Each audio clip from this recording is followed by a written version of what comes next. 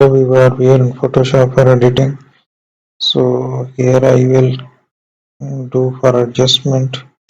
Here is the hue and saturation. We can play with the colors.